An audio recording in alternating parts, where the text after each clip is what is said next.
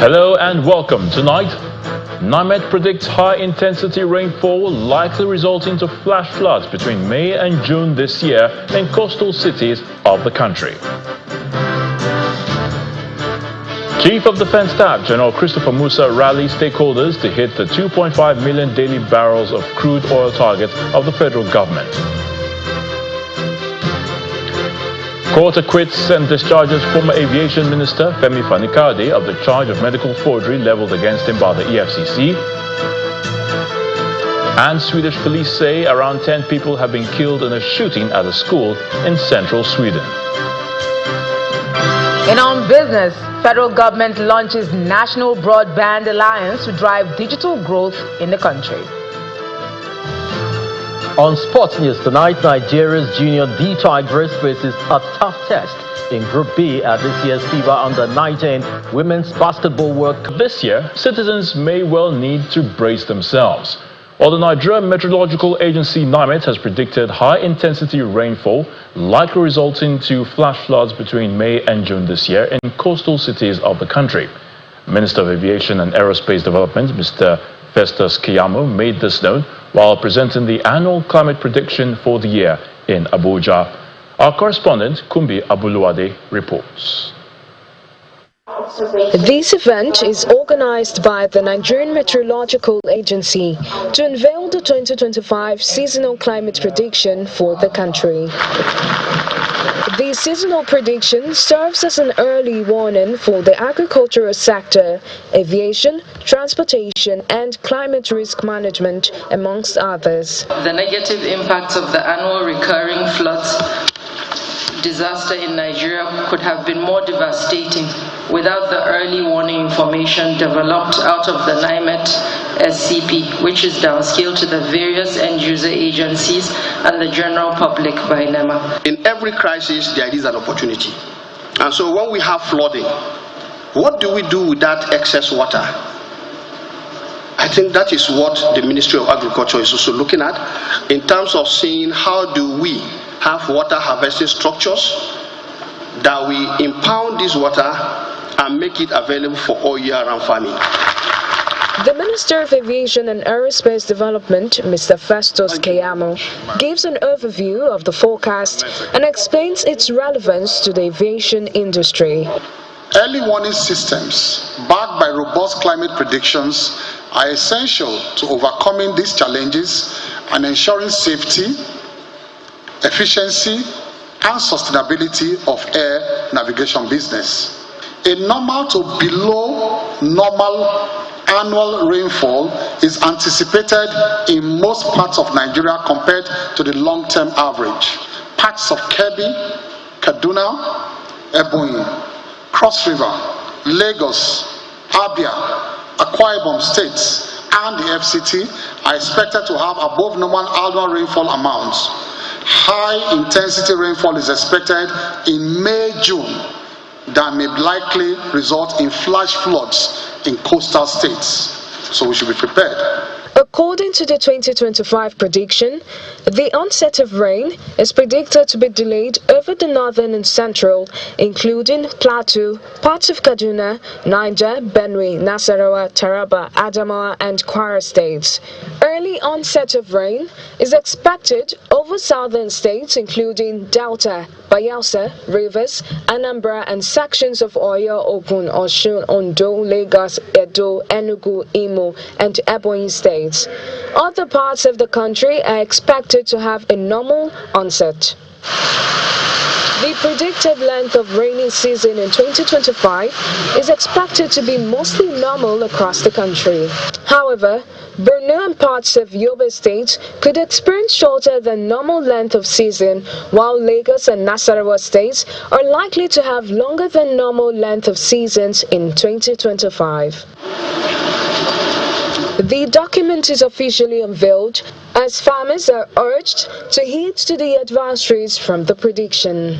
The ball has now rolled out from the Nigerian Meteorological Agency, but the big question is, how well will this critical information be adopted across all sectors to ensure disasters associated with climate change and extreme weather conditions are averted? Kumbi Aboluwade, Channels Television News. President Bola Tinubu has approved the reconstruction and expansion of the Alo Dam in Borno State at the cost of 80 billion naira. The president gave the approval during the Federal Executive Council meeting, which he chaired at the State House, Abuja. And the Federal Executive Council has also given approval to the Debt Management Office to raise the sum of 758 billion naira for the payment of the backlog of pensions and gratuities. Our State House correspondent, Larry Lasisi, reports. Members of the Federal Executive Council arriving for the second day of the council meeting. The meeting proceeds into a closed session, and after several hours, some ministers appeared to brief on the decisions taken. One is the approval given to the Debt Management Office to raise 758 billion naira for the payment of the backlog of pension and gratuities. To give people their right, which is payment of their pension liabilities as and when due, the government has put in place an approval for Debt Management Office to raise 758 billion naira that will pay down all these liabilities and, of course, be a tremendous relief to the beneficiaries. He also announced the approval for the implementation of a national single window project.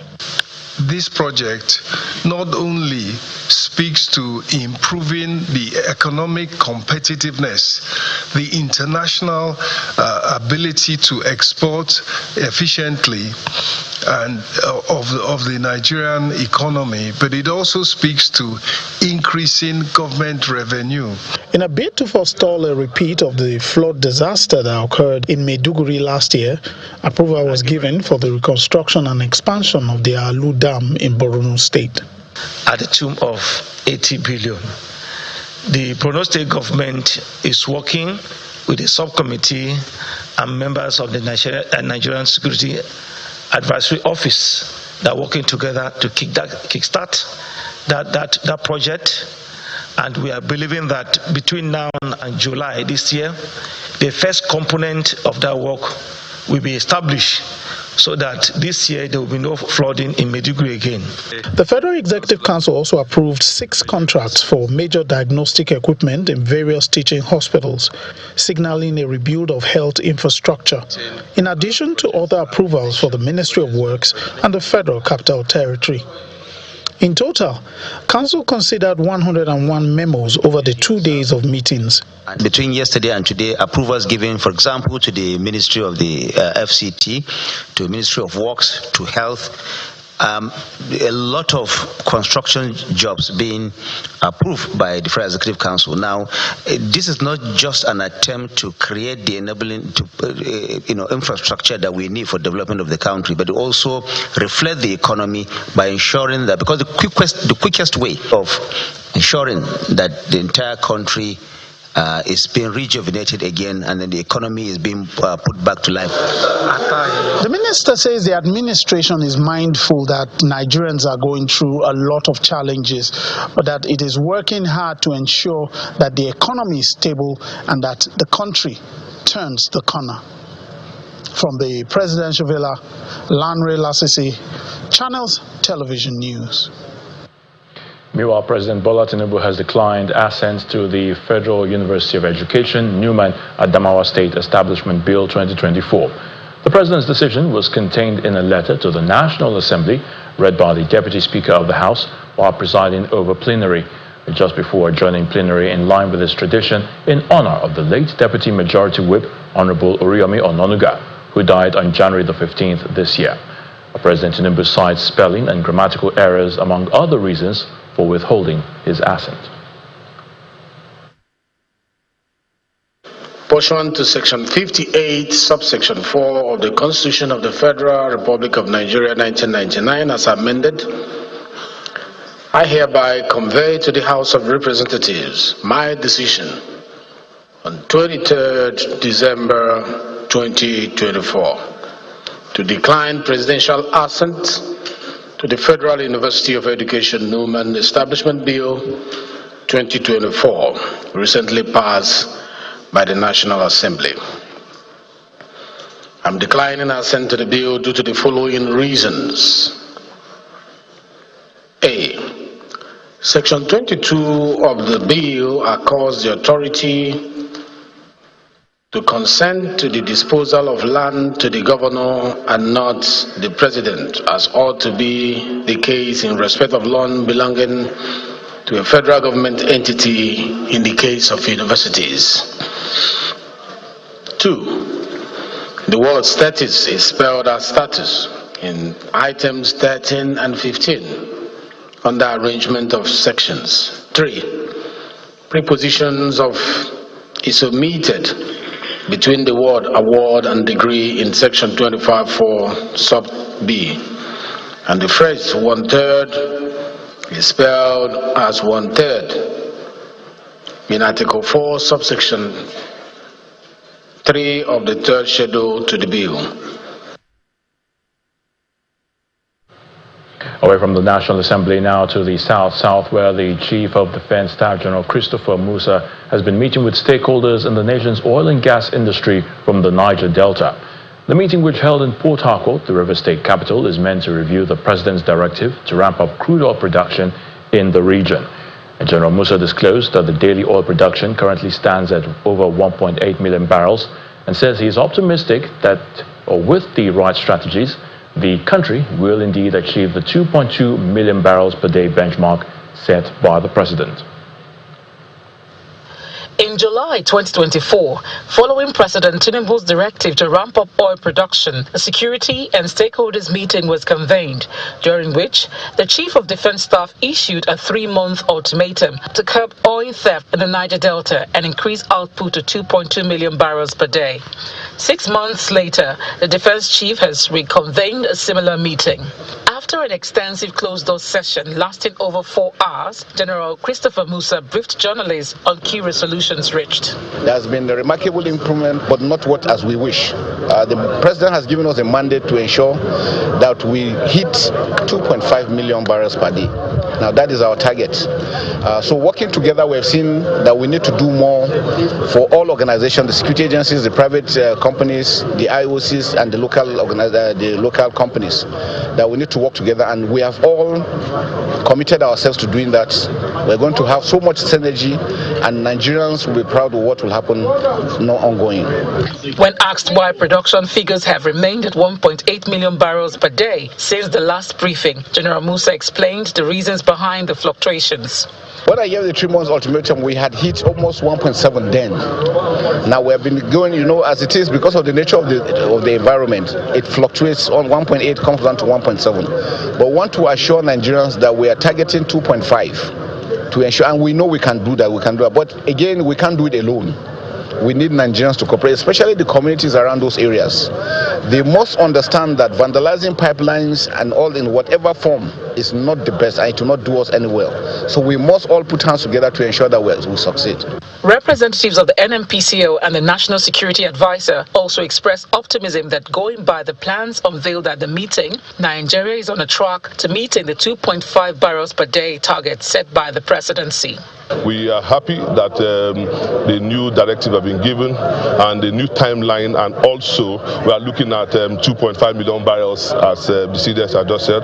So I want to assure Nigerians that we'll do everything possible to ensure that we'll meet up that target. The news for all Nigerians is that NMPC, under the leadership of Malam Mele Kolo Kyari, will not rest. We will do everything possible, working with our professional government security agencies and all security actors to make sure that finally this time we deliver on Mr. President's directive that our oil and gas assets must translate into better living conditions for the people of Nigeria. Stakeholders seem confident that sustained collaboration between security agencies and oil operators will not only curb oil theft but also ensure Nigeria meets its production goals. Deborah Abalama, Channels Television News. In part 2, after the break, the Coordinating Minister of Health and Social Welfare, Professor Ali Pate, says President Bola Tinubu's mobilization of new domestic capital into the Child Nutrition Fund, CNF, is unlocking additional funding from the World Bank. Please join us again. Welcome back. If you have just joined us, you're watching the news at 10 on Channels Television, broadcasting live from Lagos. A reminder of our top stories. NIMET predicts high-intensity rainfall likely resulting to flash floods between May and June 2025 in coastal cities of the country. Chief of Defense Staff General Christopher Musa rallies stakeholders to hit the 2.5 million daily barrels of crude oil target of the federal government. Court acquits and discharges former aviation minister Fani-Kayode of the charge of medical forgery leveled against him by the EFCC. And Swedish police say around 10 people have been killed in a shooting at a school in central Sweden for their dedication in scrutinizing the 2025 budget. Senator Akpabio made the comment when he presided over the resumption of plenary after a 2-week break. In the meantime, following President Bola Tinubu's assent to bills establishing development commissions for various regions in the country, the Senate has conducted a minor reshuffle, appointing chairman and deputy chairman to oversee these commissions. According to Senator Akpabio, Senator Babangida Hosseini and Senator Montari Dandutse will serve as chairman and deputy chairman of the Senate Committee on the Northwest Development Commission. Similarly, Senator Oji Uzor-Kalu and Senator Kenneth Eze have been appointed as chairman and deputy chairman of the Senate Committee on the Southeast Development Commission, while Senator Titus Zam and Senator Issa Jibrin will head the Senate Committee on the North Central Development Commission. In a related development, the Senate has reshuffled the leadership of some standing committees. Senator Abdul Lingi has been moved from the Committee on Population to head the Senate Committee on FIRMA. Senator Natasha Akpoti-Uduaghan, previously in charge of the Committee on Local Content, is now the chairman of the Committee on Diaspora and Non-Governmental Organizations. Meanwhile, the upper chamber condoled with the Speaker of the House of Representatives over the death of former Deputy Majority Whip Honorable Oriyomi Ononuga on January the 15th, over her death on January the 15th, as other lawmakers observed a minute's silence in her honor before plenary was eventually adjourned.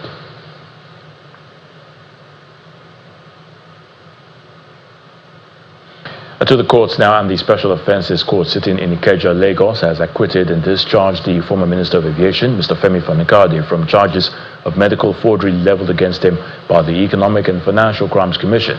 While delivering a ruling on the no-case submission filed by his counsel, Justice Olubunmi Abike Fadikpe held that the prosecution failed to establish a prima facie case against him. The court upheld the no-case submission filed by his counsel and ruled that Mr. Fani-Kayode had no case to answer, as the EFCC did not link him to the offense. In her ruling, Justice Abike Fadikpe said that the prosecution failed to present the defendant's associates who collected money from him or the lawyer who claimed that the defendant had instructed his law firm to take the medical reports to the Federal High Court.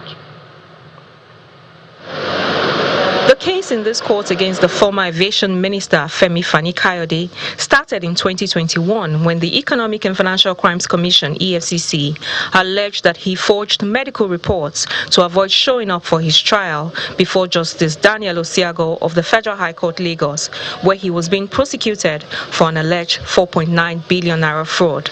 At his arraignment, the former minister pleaded not guilty, and after the EFCC made its case against him, he filed a no-case submission in December 2024, insisting that the prosecution had not proved that he committed any offense and there was no need for him to put in a defense.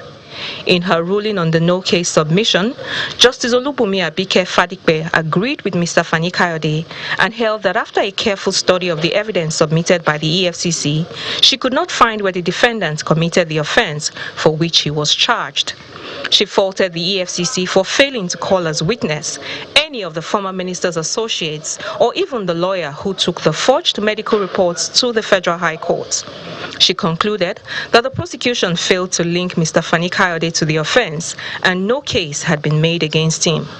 The court also agreed with the defense team that alleged forgery of medical reports does not constitute an economic and financial crime. The judge acquitted and discharged the defendant. Here's how the former minister reacted to the verdict. I feel overjoyed. I feel deeply humbled and honored after so many years. This case started in 2021. So after all those years, finally we see justice. And I thank God for the judiciary of Lagos State. I thank God for my lawyers. But most important of all, quite apart from this particular matter, on January the 15th, again, we were discharged and acquitted by Justice So of the Federal High Court for another criminal case, which went on for 8 years since 2016. And there was another one that we won on Court of Appeal, with the Court of Appeal. So 4 criminal cases by the EFCC in the space of the last 18 years has been quite an ordeal for me. It has affected my family, my career, my business, my everything. So today, with the 4th and final one gone, by the grace of God, I can now live my life, face my family, take care of my children properly, my 9 children, beautiful children, take care of my loved ones and my home, and also face my political career squarely now. The EFCC, on its part, has indicated its resolve to challenge this decision at the Court of Appeal. Shola Shoyele, Channels Television News. Staying with the court, the suspended traditional ruler of Orile Ifo, Oba Abdul Samir Adewale, has bit arraigned before the Ifo Magistrate Court in Ogun State on a 3-count charge of conspiracy, assault and conduct likely to cause a breach of public peace. This is a sequel to his suspension by the state government for 6 months over his alleged uncivil conduct. The arraignment follows a viral video depicting the monarch allegedly assaulting, verbally abusing, and even threatening to kill an elderly man, Mr. Ariola Abraham. He has, however, been admitted to bail, while the case has been adjourned to March the 6th this year for further hearing. In electionary news, ahead of the forthcoming governorship poll in Anambra State on November the 8th this year, the Independent National Electoral Commission is asking civil society groups to partner strongly with security agencies to prevent all forms of electoral fraud that occur during party primaries. INEC Chairman Professor Mahmoud Yakubu made the appeal at a meeting with leaders of civil society groups in Abuja.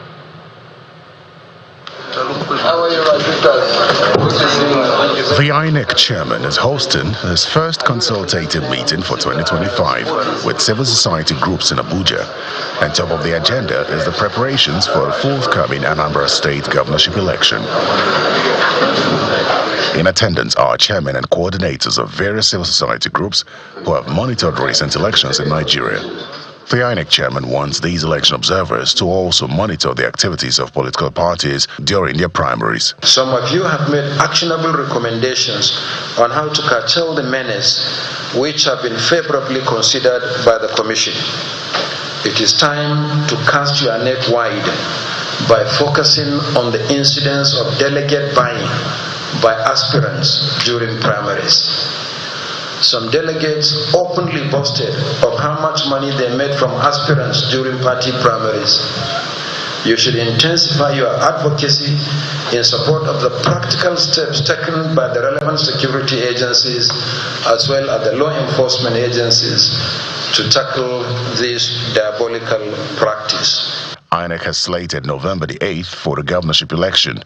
The electoral body also set the timelines for other activities that will precede the election, such as party primaries and political party campaigns. The election observer groups pledge to collaborate with the electoral umpire to make the whole process credible. We'll need the collective effort of not just civil society, but the security agencies and the media. And we will, as we have already started doing, continue to beam searchlights on the activities of politicians, their political parties and their candidates in any elections. We want to implore INEC to, if possible, ensure that the level of preparedness that was put into organizing the Ondo election, that will up the ante for Anambra and give Nigerians the kind of elections that they look forward to. The Anambra State governorship election is barely 9 months away, and the electoral body believes strongly that members of civil society can make the process more credible by spreading their nets to cover pre-election activities of the political parties. Talking health, the Coordinating Minister of Health and Social Welfare, Professor Ali Pate, says President Bola Tinubu's mobilization of significant new domestic capital into the Child Nutrition Fund, CNF, is unlocking additional funding from the World Bank and integrating nutritional support into the federal government's National Medical Relief Program. Addressing a meeting of key global partners, including UNICEF, the UK government, the Bill and Melinda Gates Foundation, and other philanthropists committed to tackling malnutrition in Abuja, the Coordinating Minister acknowledged the significant contributions of these organizations, highlighting their role in funding and implementing nutrition programs that address child stunting, wasting, and micronutrient deficiencies across the country. Professor Pate further emphasized that the Bola Tinubu administration's efforts, combined with donor support, will help ensure that millions of Nigerian children receive adequate nutrition, leading to improved cognitive and physical development. My principal, the president, put health and well-being of Nigerians at the center of his renewed hope vision for this country, and decided that we should invest, we should put in our resources. Of course, we are limited in terms of the resources relative to multiple challenges that we are facing, but even within those limits, to do our part, and then whoever it is that chips in to help us, we appreciate, and but we are always appreciative, but we will use what we have also. We domestically will use what we have, and so that's the path that we started on, and the work that the ministry has done on MMS and other many different planks of nutrition. The arraigned is our financing. When you came and said the CNF, after I came back from Paris, I said we took 2 weeks to restructure arraigned to unlock $30 million from the World Bank, even though the bank is using its bureaucratic processes to drag on and on, but still, at least from the government side, we came through in terms of our intent. It's not just about talk, it's about actually getting things done. Thank you for putting in the 1.2 billion naira from the federal government, as well as 11 to 15 states that put in money, and so the progress there, which we're delighted with. The second component is really on the in-kind contribution, which is through the humanitarian on the MMS and the status and the updates. Everybody's very excited at the results achieved to date. And the third component is really to look at these next steps. Still ahead on the news at 10, federal government launches National Broadband Alliance to drive digital growth in the country. That's on Business News. Please stay with us. Welcome back. So let's head to the nation's capital now, and Gloria Amizoke is standing by to give us the latest from our Abuja studios. Hello, Gloria. Over to you. Many thanks, Ayo. Nigeria has officially taken over the chairmanship of the Rabat process, a key Euro-African dialogue on migration and development. This was disclosed by the Federal Commissioner of the National Commission for Refugees, Migrants and Internally Displaced Persons, Mr. Tijani Ahmed, during a briefing in Abuja. Mr. Ahmed said the country's leadership was formalized at the senior officials meeting of the Rabat process in Portugal in January this year, where the Minister of Humanitarian Affairs and Poverty Reduction took over the leadership of the dialogue.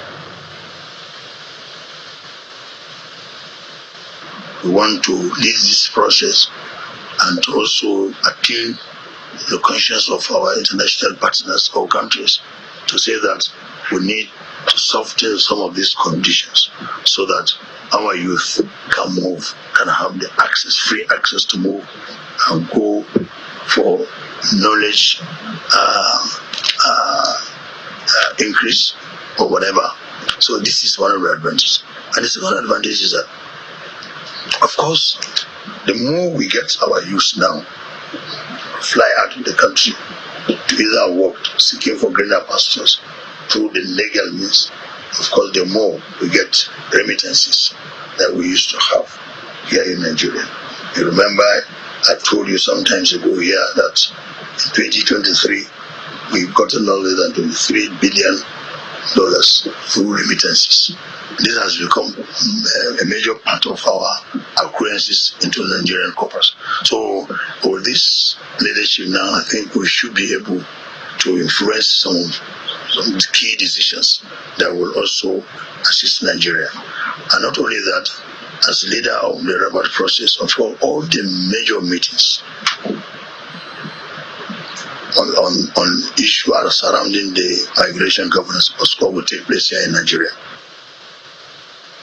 The Inspector General of Police, Mr. Kayode Egbetokun, has raised concerns about the practice of transferring ongoing cases and the misuse of public office by certain officers and individuals. He underpins that it undermines investigations, diminishes public confidence in the force, and will no longer be tolerated. In a statement signed by the force public relations officer, Mr. Olumuyiwa Adejobi, the IGP emphasized that transparency and accountability remains the guiding principles of policing, thereby directing all supervising officers, particularly those in investigative units, to handle cases with diligence and integrity. In Gombe, the state chapter of the Christian Association of Nigeria is seeking clarification over an executive bill for the establishment of an Almajiri agency there. The association stated that it has collated the misgivings, fears and concerns of the Christian community on the bill and forwarded same to the State House of Assembly. The state chairman of the association, Reverend Father Joseph Shinga, stated this during a media briefing in Gombe, the state capital. The clergyman adds that the association was not invited to the public hearing on the bill, which has implications for the Christian community in the state. Meanwhile, the majority leader of the House, Mr. Yerima Agole, declined to speak on the matter, and efforts to reach the Speaker of the Assembly, Mr. Abubakar, was unsuccessful. The concerns that Christians have raised regarding the bill is contained in the letter we addressed to the Chairman, House Committee on Education. I wouldn't like to say it before he sees the letter, but on the general note, the letter contains Christians' fears. There is fears and some concern regarding the bill, and we want the State Assembly to look at it. And the simple fact of it is to be all-inclusive. The composition of the board, the definition of the term out of school, we want it to be clearly defined. And if it is defined, then perhaps it may open other avenues for amendments. A public hearing was conducted. We should have been part of the public hearing. Now we have come to them to tell them that we are not part of the public hearing. We are going to the government, to the executive arm of the government, writing to them about our own fears and concern. In Adamawa State, there's been a fire outbreak involving 2 petrol-laden tankers at the MRS filling station along the Newman Road near the Yola International Airport this evening. The road leading into the Yola at the state capital was blocked as curious residents of the area rushed out to catch a glimpse of the inferno, ignoring the inherent danger. The 2 fuel tankers have been consumed by the fire, but reports say that men of the fire service arrived at the scene to bring it under control. Meanwhile, emergency responders have begun efforts to contain the fire, even as security personnel have also arrived at the scene to secure the area and its residents.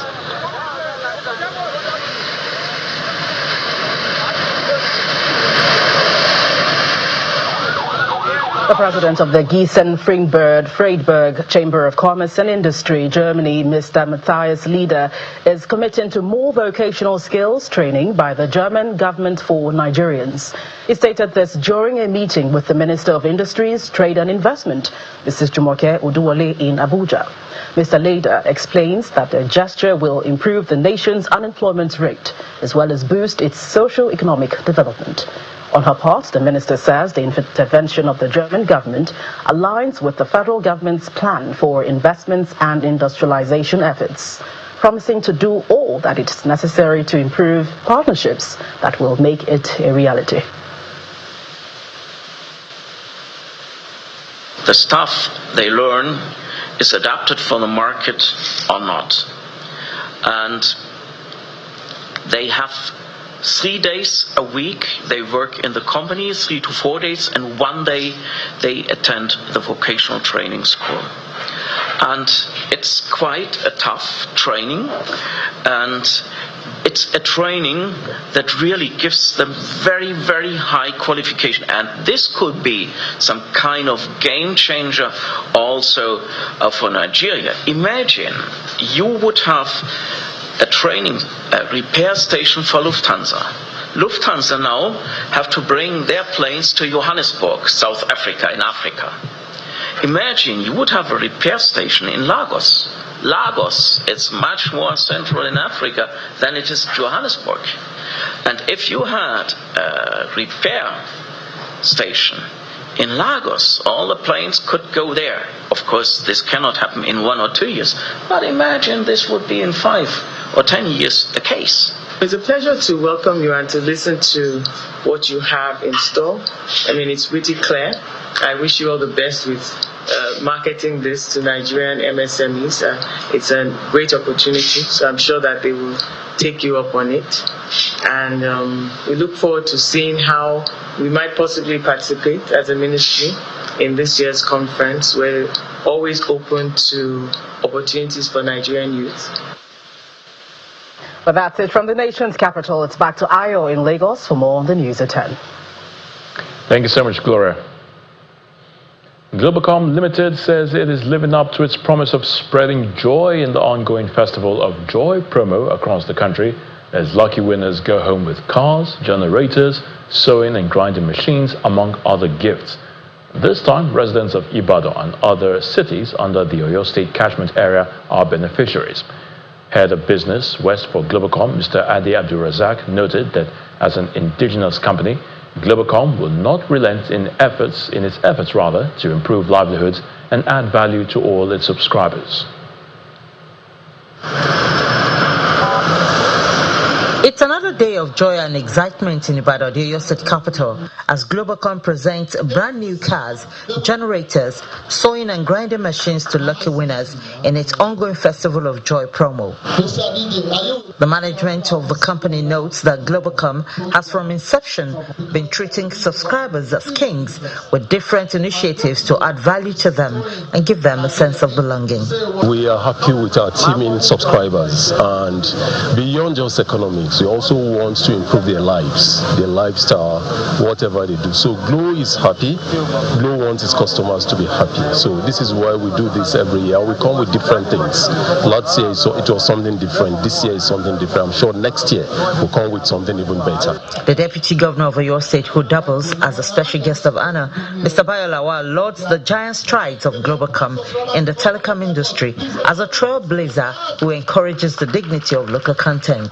Glo is an indigenous service provider. Glo, if it makes 100 naira, you can be sure that 80 naira out of 100 naira will be retained here. Some of the lucky winners could not hide their joy for this initiative that has impacted their lives. I'm very happy, I'm excited. I say thank you to Glo for the initiative.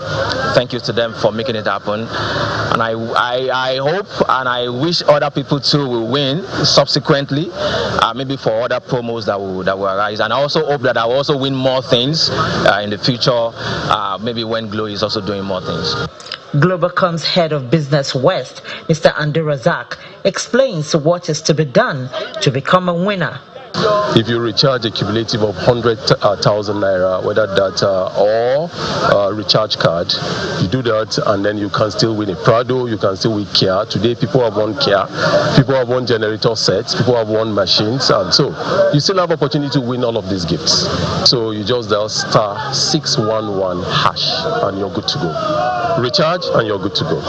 Globacom management adds that the company would continue to offer affordable and quality products and services for the benefit of Nigerians through its loyalty reward promotions like the Festival of Joy from time to time. Bukola Oriwo, Channels Television News. All right, just before we go on to business news, a quick update on the tanker explosion in Adamawa State. Well, we can report that the fire service and other agencies have now succeeded in putting out the fire. But there are reports that security forces are still struggling to maintain crowd control over the incident. Well, luckily, there were no casualties from the explosion in Adamawa State. It's now time for business news with Will Ibong. Will.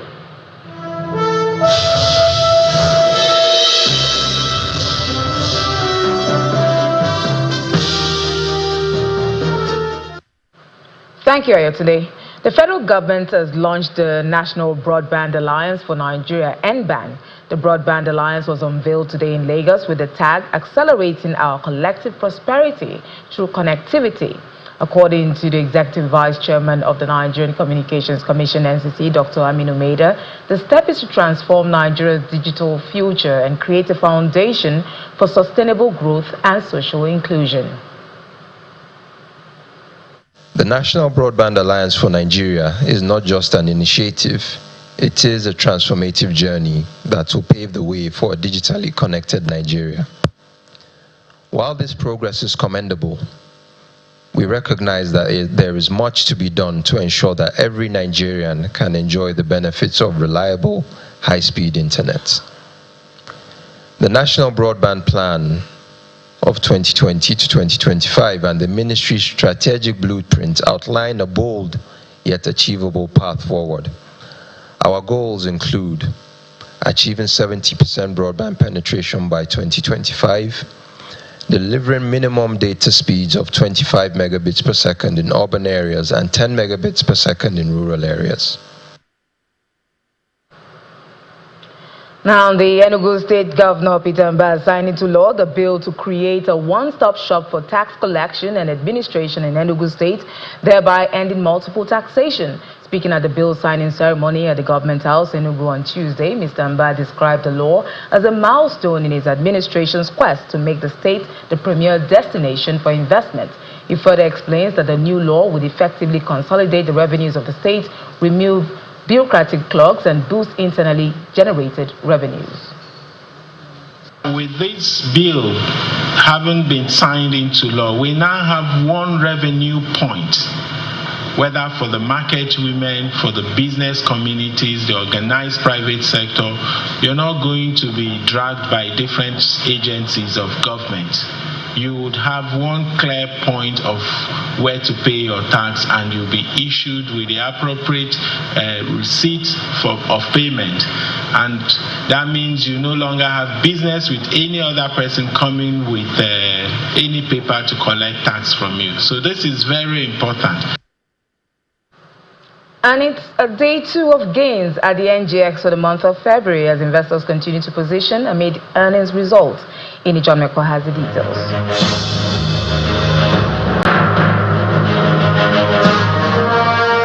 Good evening, everyone. Welcome to the Stock Market Reports, where we saw the NGX recovering from intraday losses to close in the green zone at the close of today's trade. And because of the top trades, mostly from the financial sector, from Universal Insurance, we traded in volume about 24.2 million. Zenith Bank also, and FBN Holding, just about 1 day off a drawback on FBN Holdings, and we see investors are back being happy with that.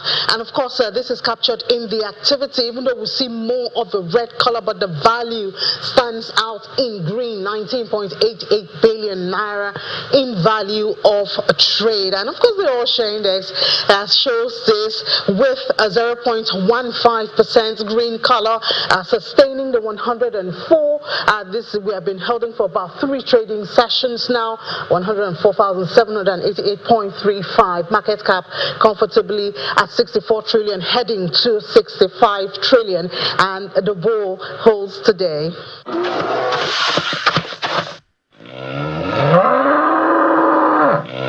And that's the much you can take on business. Is back to Ayotunde for the rest of the news at 10.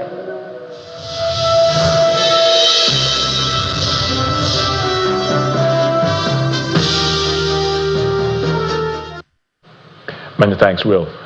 In the aftermath of the shooting at an adult education center in Örebro, Sweden, police now say that about 10 or around 10 people have been killed, but is working constantly to identify those who lost their lives.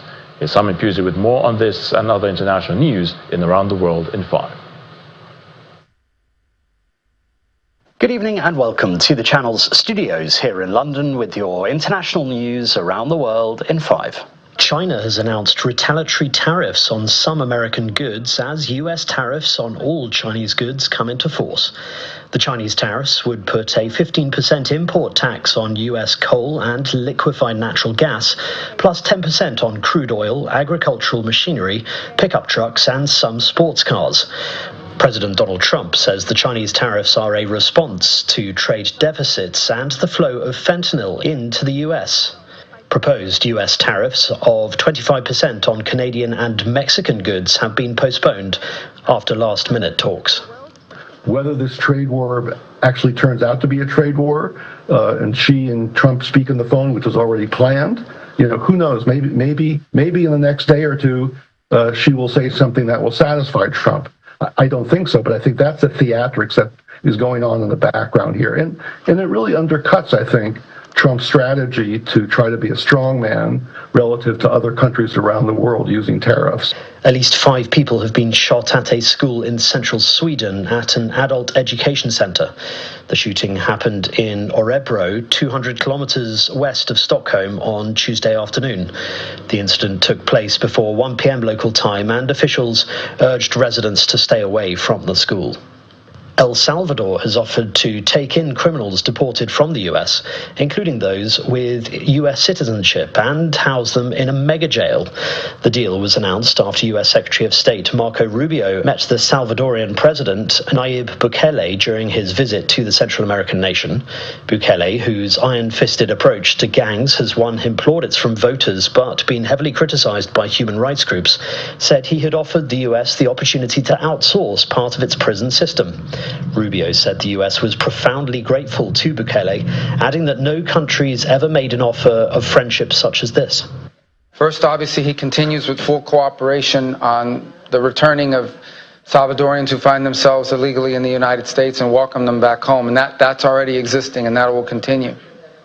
But second, he has agreed to accept for deportation any illegal alien in the United States who is a criminal from any nationality, be they MS-13 or Tren de Aragua, and house them in his jails. And third, he has offered to house in his jails dangerous American criminals in custody in our country, including those of U.S. citizenship and legal residence. Thousands of residents are fleeing the Greek island of Santorini amid a wave of seismic activity. Some 6,000 people have left the island by ferry since Sunday, according to local media, with emergency flights scheduled to leave on Tuesday. More than 300 earthquakes have been recorded in the past 48 hours near the island, and some experts say tremors may continue for weeks.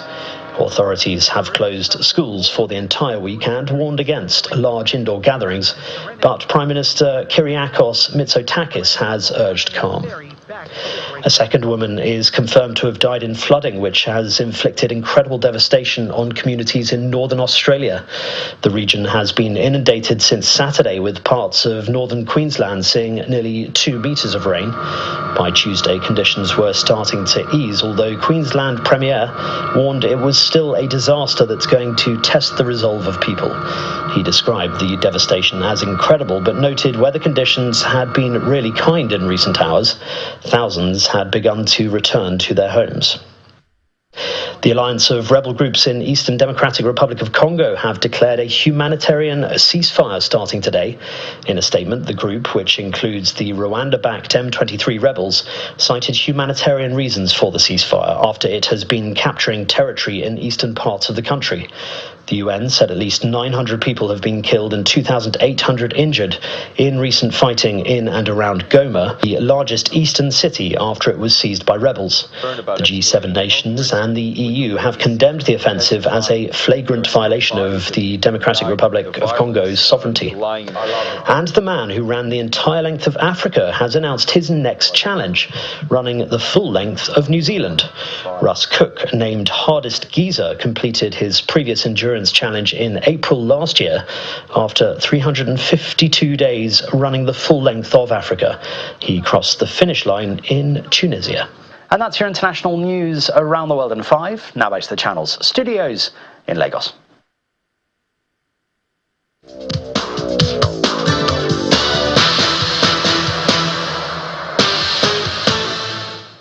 Thank you, Simon. Welcome to Sports News. Nigeria's Junior D Tigers faces a tough path to the trophy for the FIBA Under-19 Women's Basketball World Cup scheduled for July the 12th to the 20th in Brno, Czech Republic.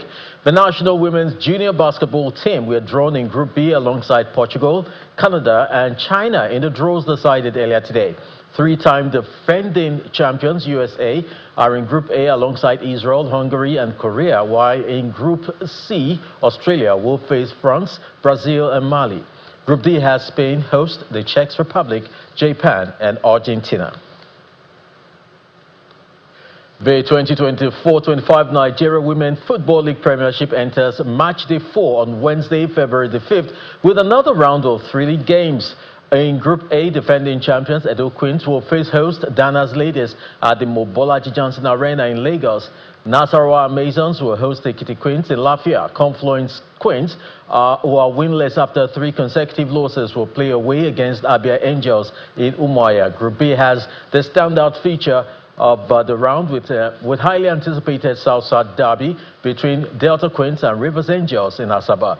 Bayelsa Queens will take on Adamawa Queens in another clash. And Eddie Howe urges his Newcastle team to leave a legacy when they take on Arsenal in the EFL Cup on Wednesday night. Newcastle welcome Arsenal to St. James's Park for the second leg of their semi-final tie, holding a 2-0 lead from the first fixture at Emirates Stadium, knowing they have never beaten Arsenal in 3 different matches in a single campaign before. And Mikel Arteta says the Gunners is ready to give a good fight ahead of Wednesday's EFL Cup semi-final clash against Newcastle, despite trailing 2-0 after the first leg.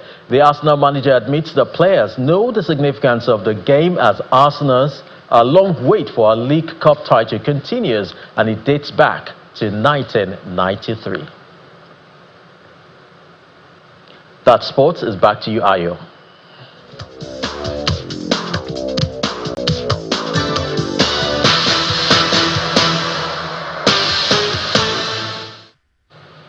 Many thanks, Chris. And the main news again.